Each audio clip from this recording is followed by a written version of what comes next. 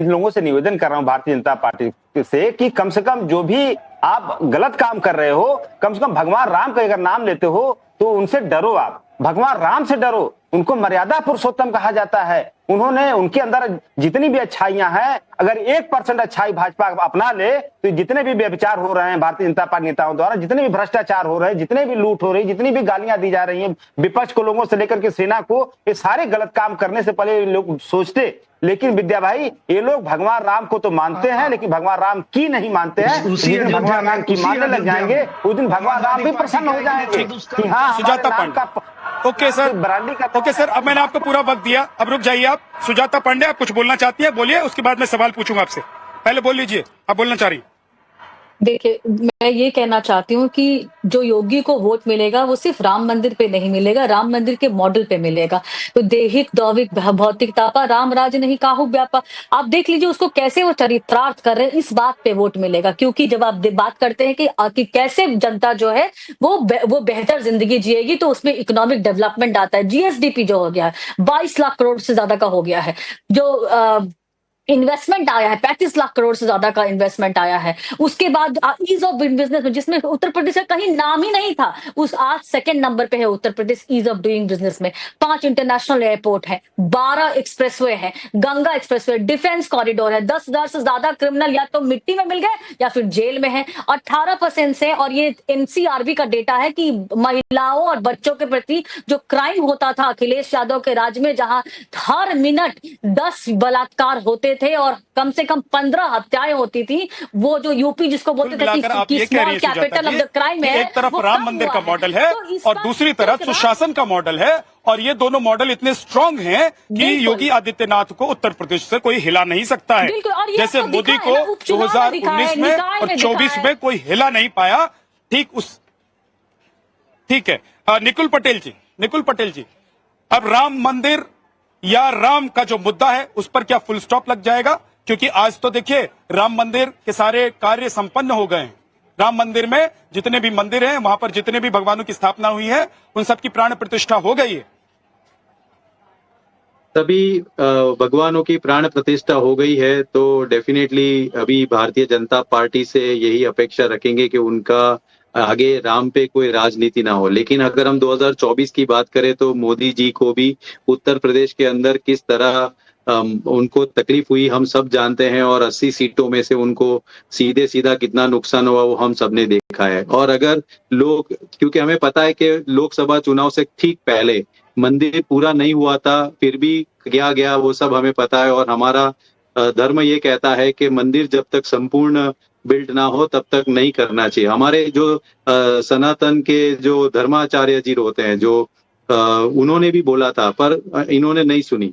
तो ये राम पे राजनीति अभी थोड़ी कम करेंगे ऐसा हमें लगता है, परंतु फिर भी करेंगे तो भी लोगों को पता है कि बेसिकली रिक्वायरमेंट क्या है।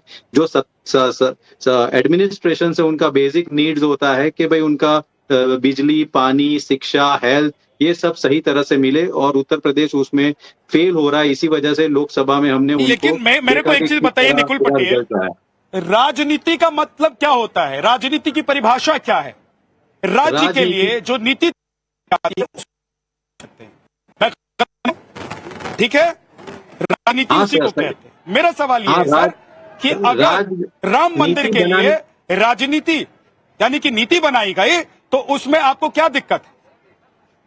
आप राजनीति की परिभाषा जो बता रहे हैं उससे मैं विपरीत बोलना चाहूंगा। नीति लोगों के लिए, नीति बनाने के लिए, जो राज पाने के लिए, जो जिस तरह किसी का उपयोग करके आप अगर आ भी जाते हैं तो भी उसको अच्छी तरह आप निभाइए, तो ही आप अच्छी राजनीति बना रहे हैं और राजनीति कर रहे हैं। लेकिन सिर्फ नाम पे काम नहीं करना, और लोगों को जो तकलीफ हो रही है वो ना हो, उनका ध्यान भी रखना। जो राज्य में आता है उसकी जवाबदारी रहती है। और मैं इतना ही कहूंगा, राम राज्य की स्थापना होनी चाहिए। सिंह, आप कुछ बोलना चाह रहे हैं? रुक जाइए सर, एक एक करके बोलिए। क्या हुआ है? चिन्नास्वामी स्टेडियम में कितने लोग मरे हैं? उस पे वो राजनीति है? वो नीति थी मिसमैनेजमेंट का? उसका कोई कुछ है बोलेंगे आप? आज तो यहाँ ज्ञान दे रहे हैं बैठ अभी के। हम राम भगवान की बात कर रहे हैं, तो राम भगवान पे सीमित रहे राम तो अच्छी भगवान बात है। तो पूरी की पूरी जनता के प्रति समर्पण की आस्था का प्रतीक है।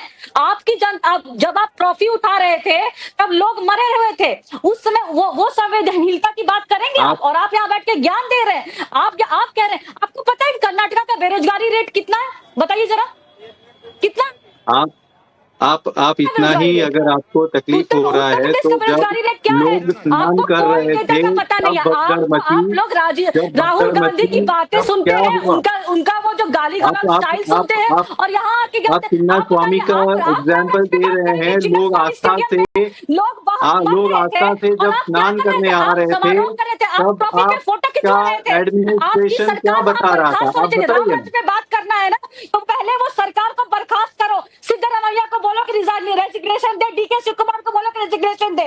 केसीए यार, ये कर्नाटका गवर्नमेंट का इवेंट था, फेल हुआ, लोग मरे हैं, 11 लोग मरे हैं, 100 से ज्यादा लोग हॉस्पिटल में, और आप यहाँ बैठ के राम राज्य पे ज्ञान दे रहे हैं। आपको क्या पता उत्तर प्रदेश के बारे में? एक डेटा मैंने पूछा आपसे, बेरोजगारी रेट क्या है उत्तर प्रदेश की? आप ये बताइए, आपको आपने पता है? बोल नहीं दिया हो पता तो मैं है। जवाब देता हूँ। कर्नाटका क्या है, हिमाचल की क्या है, नहीं पता है। आपने बोल दिया हो तो मैं जवाब देता हूँ। नहीं पता है। सुन लीजिए, जवाब सुन आपको पता है लीजिए, कांग्रेस तो जवाब का दे वोट रहे क्या है हैं उत्तर प्रदेश में? सुजाता जी, सुन लीजिए नकुल मैडम, सुन पटेल, लीजिए, उनका जवाब भी तो सुनिए। ठीक है मैम, ओके, रुक जाइए। हाँ, मैं बता रहा हूँ बोलिए। ना, नीतियों से अलग निकुल पटेल बोलिए। राहुल गांधी आपका जो ज्ञान आप अभी परोस रहे हैं, तो मैं इतना ही कहना चाहूंगा कि जब लोग स्नान करने उत्तर प्रदेश में आ रहे थे तब भगदड़ मच गई, तब क्या हो रहा था, तब प्रशासन क्या कर रहा था, मैं आपसे ही पूछना चाहूंगा ना। वो अगर आप इतना ही ज्ञान परोस रहे हैं तो मैं पूछना चाहूंगा कि तब वो सब लोग मर रहे थे तो तब आप क्या कर रहे थे, उत्तर प्रदेश की सरकार क्या कर रही थी? ऐसा राजनीति करने से कोई फायदा नहीं है। सामने आके अभी कहा कि ये जिम्मेदारी सरकार की है, वो रोआसे थे, सारे कार्यक्रम स्थगित कर दिए गए थे, महास्नान स्थगित कर दिया गया था। आप क्या कर रहे थे? आप ट्रॉफी उठा रहे थे। अरे घृणा होती है मुझे। क्या बात कर रहे हैं मैडम जी, आपको आपका ज्ञान आपको चकासना चाहिए, और आप अपना हिस्ट्री अच्छी तरह पढ़कर आइए। मुझे लगता है कि आपको बोलने के लिए सिर्फ बोलना है। आप एक राजकीय विश्लेषक है, आप राजकीय विश्लेषक है, तो आपको राजकीय विश्लेषक की तरह पूरा विश्लेषण करके आना चाहिए। ऐसा मेरा स्पष्ट अनुरोध है आपसे, विनती भी है। आप इतने उत्तेजनाएंगे, आपका आपकी उत्तेजना प्रदर्शित कर रहा है। रुक जाइए सुजाता जी, आप क्या कर रहे थे? निकुल पटेल और सुजाता जी रुक जाइए। निकुल पटेल और सुजाता जी रुक जाइए, तू मैं नहीं पढ़ते हैं। आज बात यह हो रही है कि राम मंदिर का कार्य अगर संपन्न हो गया है, सभी मंदिरों की स्थापना और उसमें देवताओं की प्राण प्रतिष्ठा हो गई है, तो उसके बाद क्या राम मंदिर या राम को जो एक मुद्दा बनाकर अलग अलग वक्त पर इस्तेमाल किया जाता रहा, उस पर फुल स्टॉप लगाने का क्या वक्त आ गया है? अशोक यादव जी, ये तू मैं से अलग अब राम राजा के रूप में विराजमान है और राजनीति खत्म है इस मुद्दे को लेकर। देखिए, बिल्कुल विद्या भाई, भगवान राम कोई राजनीति के विषय नहीं होने चाहिए। भगवान राम आस्था के विषय हैं और हमेशा आस्था के ही विषय रहेंगे।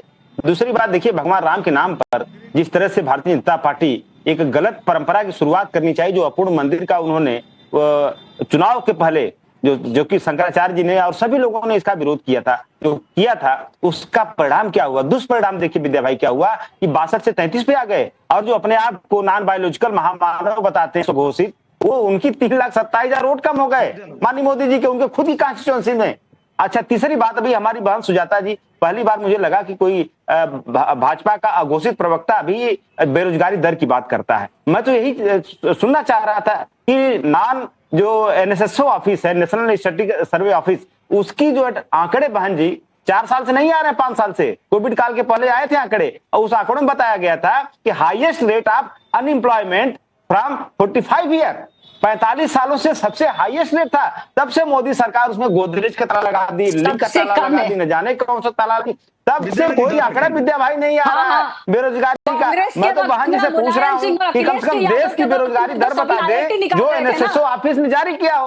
ऑथेंटिक डेटा अगर आपके पास हो तो बता दीजिए। मैं आपकी चुनौती स्वीकार कर रहा हूँ, मैं पढ़े लिखे लोगों का बड़ा सम्मान करता हूँ।